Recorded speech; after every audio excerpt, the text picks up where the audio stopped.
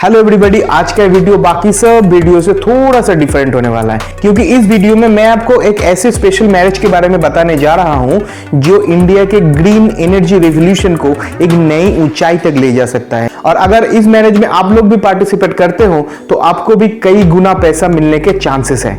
ये मैरिज ना होने वाला है दो सेलिब्रिटीज के बीच, ना होने वाला है दो इंसानों के बीच। ये मैरिज होने वाला है दो दिग्गज कंपनीज के बीच, जो एक है इंडिया का और एक है जापान का। तो चलिए पहले देखते हैं उस कंपनी के बारे में जो इंडिया से बिलोंग करता है। इस कंपनी का 9 सितंबर 2021 को स्टॉक प्राइस था 1215 रुपए 95 पैसा, जिसका 52 वीक्स लो है 536 रुपीज एंड 52 वीक्स हाई है 1390 रुपीज। और इस कंपनी में इनसाइडर पोजीशन धीरे धीरे बढ़ रहा है। हर रोज इनसाइडर कुछ ना कुछ इसमें परचेस करता जा रहा है। तो 2017 में इस कंपनी का टोटल रेवेन्यू था 501 करोड़ रुपीस, जो 2021 में बढ़ के हो गया है 3124 करोड़ रुपीस। और अगर क्वार्टरली रिजल्ट आप देखेंगे तो आपको दिखेगा कि जून 2020 में इस कंपनी का टोटल रेवेन्यू था 778 करोड़ रुपीस, जो जून 2021 में बढ़ के हो गया है 977 करोड़ रुपीस। और अगर नेट प्रॉफिट देखा जाए तो क्वार्टर ऑन क्वार्टर बेसिस पे जून 2020 में ये कंपनी ने प्रॉफिट बनाया था 19 करोड़ रुपीस, जो 2021 में बढ़ के हुआ है 219 करोड़ रुपीस। ईपीएस देखा जाए तो जून 2020 में ये कंपनी का ईपीएस था 0.13, जो बढ़ के 1.23 हुआ है 2021 जून को। बहुत सारे लोगों को ये पहले से पता है कि अर्निंग पर शेयर क्या है, पर जिन लोगों को पता नहीं है उन लोगों के लिए मैं बता दूं कि कंपनी के टोटल प्रॉफिट से कंपनी के टोटल डिविडेंड जो डिस्ट्रीब्यूट किया जाता है शेयर होल्डर्स में, उसको माइनस कर देने के बाद जो रिजल्ट निकलता है उस वैल्यू को total number of outstanding share से अगर डिवाइड कर दिया जाए तो जो रिजल्ट निकलता है वो है आपका earning per share. Earning per share का मतलब ये है कि आपका हर एक शेयर कितना पैसा अर्न कर रहा है कंपनी से। अगर बुक वैल्यू पर शेयर का बात किया जाए तो 2017 में इसका बुक वैल्यू था 9.44, जो 2021 में घट के हो गया है 5.03। ये एक कंसर्न दिखता है, पर 2020 में यही फिगर था 4.59। तो कंपेयर टू 2021 में इसका एक रिकवरी देखने को मिल रहा है। बुक वैल्यू पर शेयर से हम लोग ये जानते हैं कि कंपनी का टोटल नेटवर्थ कितना है, मतलब कंपनी के टोटल एसेट से कंपनी का टोटल लायबिलिटीज को हम लोग अगर माइनस कर देते हैं तो जो वैल्यू रहता है उसको total number of outstanding share से डिवाइड कर दिया जाए तो जो रिजल्ट निकल के आता है उसको बोलते हैं बुक वैल्यू पर शेयर। ये बुक वैल्यू पर शेयर से हम लोग को ये पता चलता है कि अगर कंपनी को अभी के अभी लिक्विडेट कर दिया जाए और टोटल जो कंपनी के एसेट है सब में डिस्ट्रीब्यूट कर दिया जाए तो हर एक शेयर होल्डर के पास कितना पैसा आएगा। अगर इस कंपनी के रिटर्न ऑन इक्विटी के बारे में बात किया जाए तो 2017 में इस कंपनी का आरओई था 3.87, जो 2021 में बढ़ के हुआ 24.39। और 2019 और 2018 में ये काफी नीचे गिर गया था, 56.41 नेगेटिव था और 2018 में ये 10.25 नेगेटिव था। उसके बाद जैसे कंपनी ने रिकवर किया है ये काबिले तारीफ है और मेरे को लगता है कि ये कंपनी धीरे धीरे ऐसे ही ग्रो करने वाला है। किसी भी कंपनी के लिए रिटर्न ऑन इक्विटी एक बड़ा चीज होता है, क्योंकि रिटर्न ऑन इक्विटी से हम लोग को यह पता चलता है कि कंपनी का प्रॉफिटेबिलिटी कितना है। इससे हमको यह पता चलता है कि कंपनी कितने इफेक्टिव तरीके से उसके शेयर होल्डर्स का पैसा यूज कर रहा है और प्रॉफिट जनरेट कर पा रहा है। और इसको पता लगाने के लिए कंपनी के टोटल इनकम को उसके टोटल शेयर होल्डर इक्विटी से डिवाइड किया जाता है। जितना वैल्यू निकलता है वो हो गया आपका रिटर्न ऑन इक्विटी। और अगर रिटर्न ऑन इक्विटी ज्यादा होता है इसका मतलब है कंपनी ने अपने शेयर होल्डर्स का पैसा इफेक्टिवली यूज किया है और उससे अच्छा खासा प्रॉफिट जनरेट करके शेयर होल्डर्स को दे रहा है। पर मुझे लगता है सबसे बड़ा कंसर्न जो है इस कंपनी का वो है डेट टू इक्विटी रेशियो। 2017 में इसका डेट टू इक्विटी रेशियो था 3.57%, जो 2021 आते आते बढ़ के हो गया 27.22%। ये बहुत ही ज्यादा होता है। पर अच्छी बात यह है कि इस कंपनी का सेल्स जिसको हम बोलते हैं टॉप लाइन, ये जून 2020 में था 778 करोड़ रुपए, जो जून 2021 में 977 करोड़ रुपए तक जा चुका है। और साथ ही साथ इस कंपनी का नेट प्रॉफिट जो जून 2020 में था सिर्फ 19 करोड़ रुपए, जून 2021 में बढ़ के हो गया है 219 करोड़ रुपए। टॉप लाइन के साथ बॉटम लाइन का कंटिन्यूअसली एक पैरेलल लाइन में बढ़ना एक अच्छा संकेत देता है कंपनी के लिए। नेक्स्ट पैरामीटर है इस कंपनी का cash flow statement. Cash flow statement में आपको दिख रहा होगा कि मार्च 2021 में कंपनी का नेट कैश फ्लो नेगेटिव में है, मतलब कंपनी का मैक्सिमम पैसा चला गया है इन्वेस्टमेंट एक्टिविटीज में। कंपनी का कैश फ्लो स्टेटमेंट से हमको यह पता चलता है कि कंपनी में कितना पैसा आ रहा है और कितना पैसा जा रहा है। जनरली कोई भी कंपनी में 3 टाइप के एक्टिविटीज होता है। Number 1 operating activities, number 2 financing activities and number 3 is investment activities. और ये 3 एक्टिविटीज से जितना पैसा नेट हमारे पास आता है या जाता है उसको बोलते हैं नेट कैश फ्लो। हो सकता है कि नेगेटिव कैश फ्लो इस कंपनी के लिए थोड़ा सा अलार्मिंग लगे, पर एक्चुअली ये इतना अलार्मिंग नहीं है, क्योंकि ये कंपनी जिस सेक्टर से बिलोंग करता है इस सेक्टर में बहुत सारा पैसे की जरूरत है इन्वेस्ट करने के लिए। क्योंकि इस कंपनी ने जो प्रोजेक्ट अपने हाथों में लिया है 2025 तक, इसके लिए बहुत सारा इन्वेस्टमेंट इस कंपनी को अभी से करना जरूरी है ताकि ये कंपनी प्रॉफिटेबिलिटी में वापस लौट सके। कंपनी वैल्यूएशन की दुनिया में सबसे पुराना और ट्रेडिशनल टेक्निक है price to earning ratio. Price to earning ratio से हम लोग को यह पता चलता है कि कंपनी के हर एक पैसा इनकम के लिए कंपनी का इन्वेस्टर्स कितना पैसा देने के लिए रेडी है। और अगर किसी कंपनी का प्राइस टू अर्निंग रेशियो होता है 30, उसका मतलब है कंपनी का हर एक इन्वेस्टर 1 रुपए इनकम के लिए उस कंपनी में 30 रुपए तक लगाने के लिए तैयार है।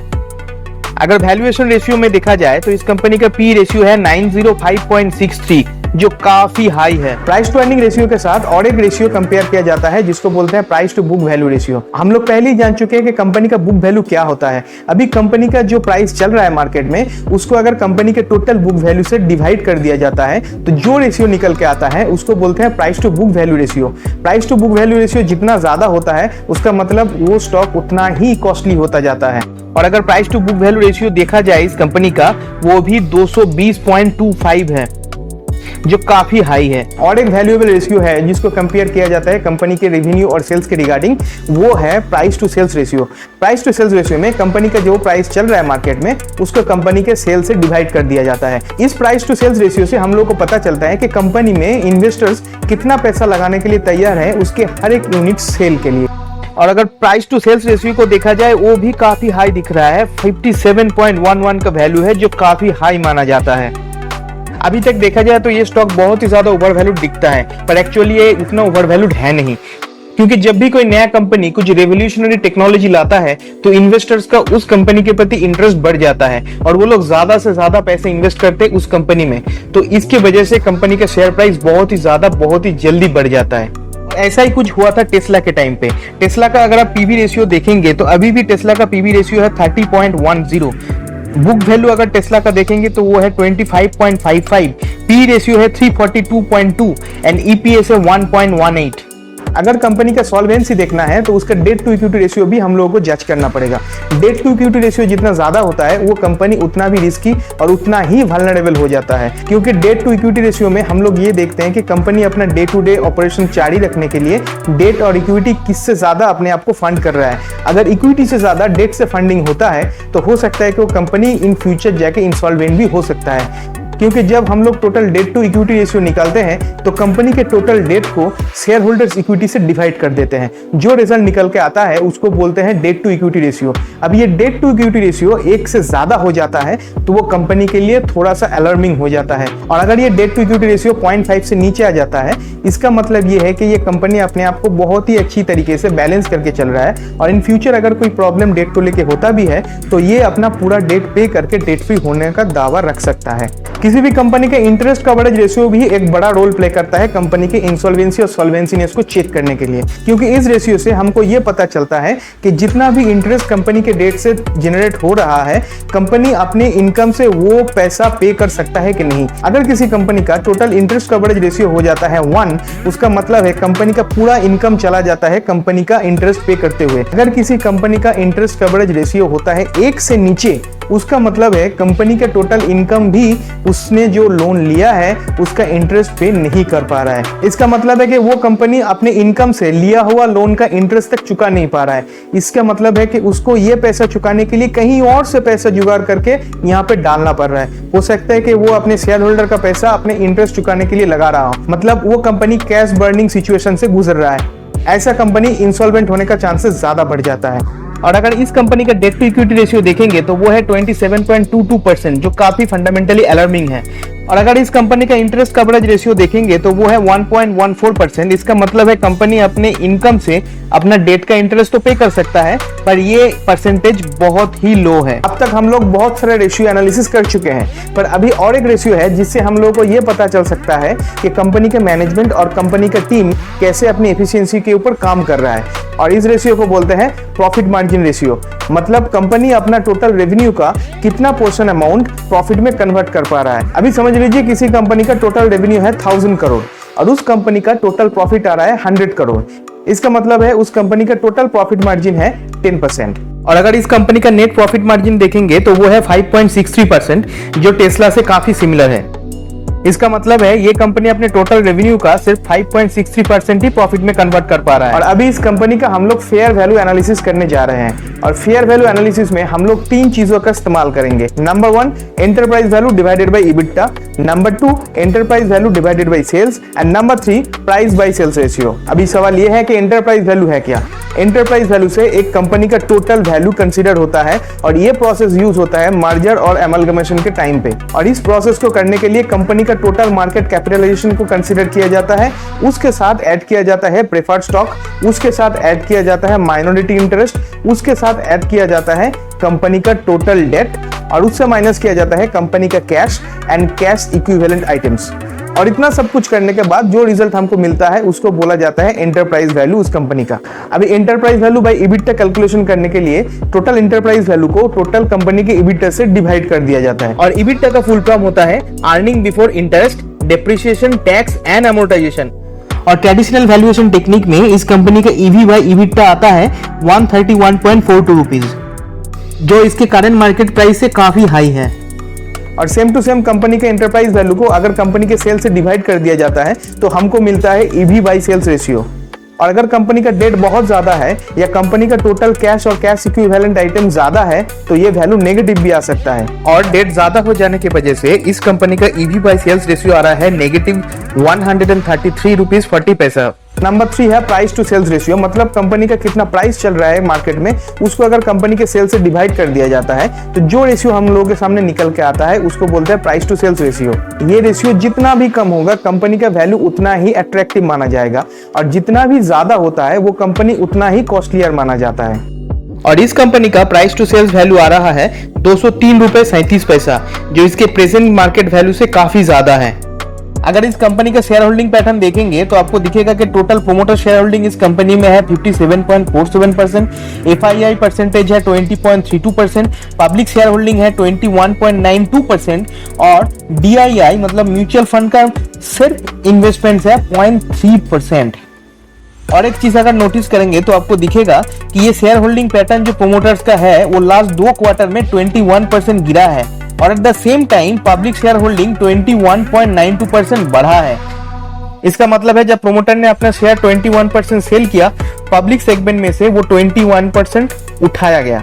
पर फिर भी पब्लिक सेगमेंट में जो स्टॉक उठाया गया है वो मैक्सिमम उठाया गया है नॉन इंस्टीट्यूशनल फॉरेन एंटिटीज के द्वारा, और इस पैसे को हमेशा स्मार्ट मनी माना जाता है।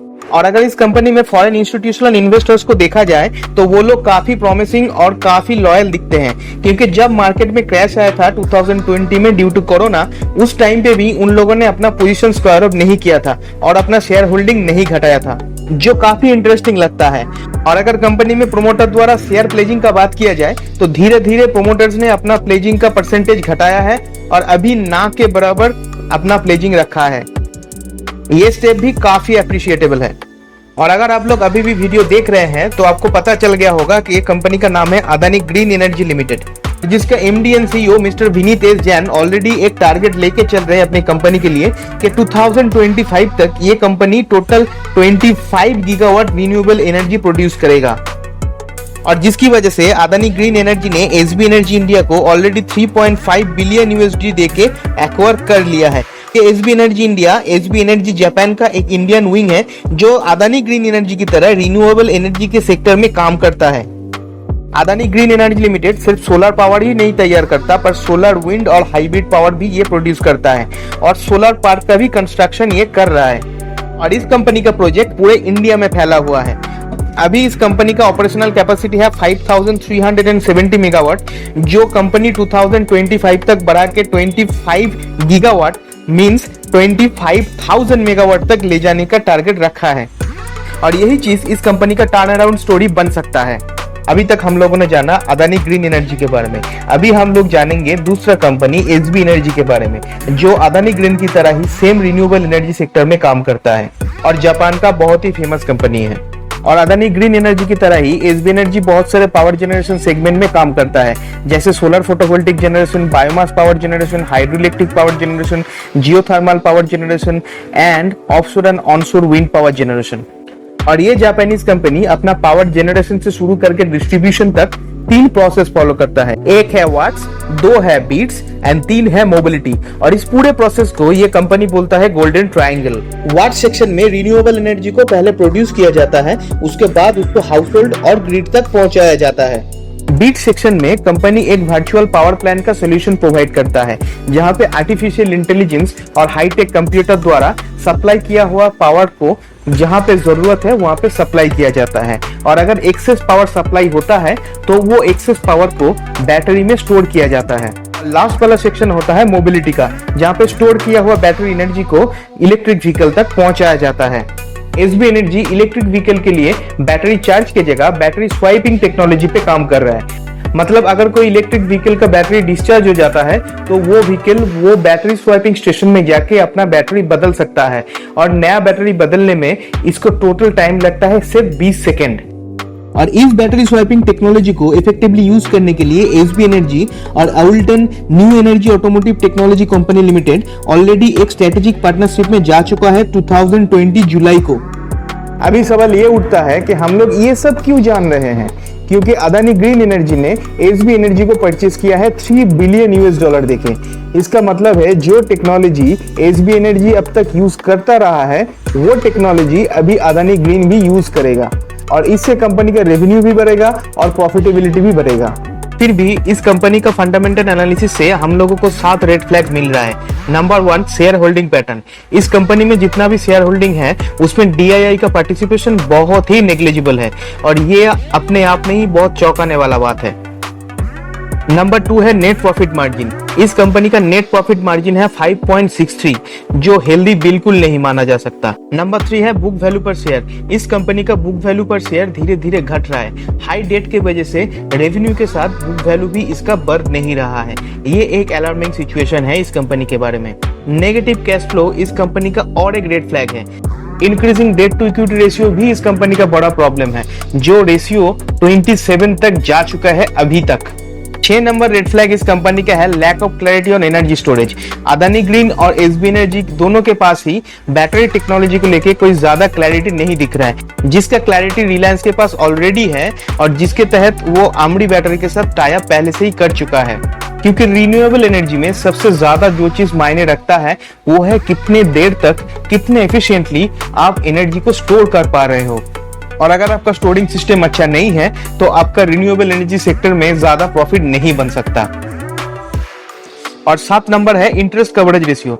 इस कंपनी का इंटरेस्ट कवरेज रेशियो बहुत ही अनहेल्दी है, जो है 1.14%, जो रिलायंस में था 3.33%। तो कंपैरेटिवली रिलायंस इसका इंटरेस्ट कवरेज रेशियो बहुत ही कम है, जो बिल्कुल भी हेल्दी नहीं है। और इतना सब कुछ देखने के बाद भी अदानी ग्रीन एनर्जी मुझे बिल्कुल भी ओवर वैल्यूड नहीं दिखता है, क्योंकि जब भी कोई नया कंपनी नया टेक्नोलॉजी मार्केट में लाता है तो उस कंपनी का स्टॉक प्राइस ज्यादा बढ़ जाता है और लोगों को लगता है कि ये ओवर वैल्यूड है। पर लोग ये नहीं जज करते कि वो कंपनी इन फ्यूचर में कितना पैसा अर्न करने वाला है और उसका नया टेक्नोलॉजी कितना पैसा कमा के इस कंपनी को दे सकता है। और अदानी ग्रीन एनर्जी भी ऐसा ही करने वाला है। जैसे कि आपने इस वीडियो में देखा है कि अदानी ग्रीन एनर्जी का टोटल कैपेसिटी है अभी का 5 गीगावाट, जो ये बढ़ा के 25 गीगावाट करने वाला है अप टू 2025।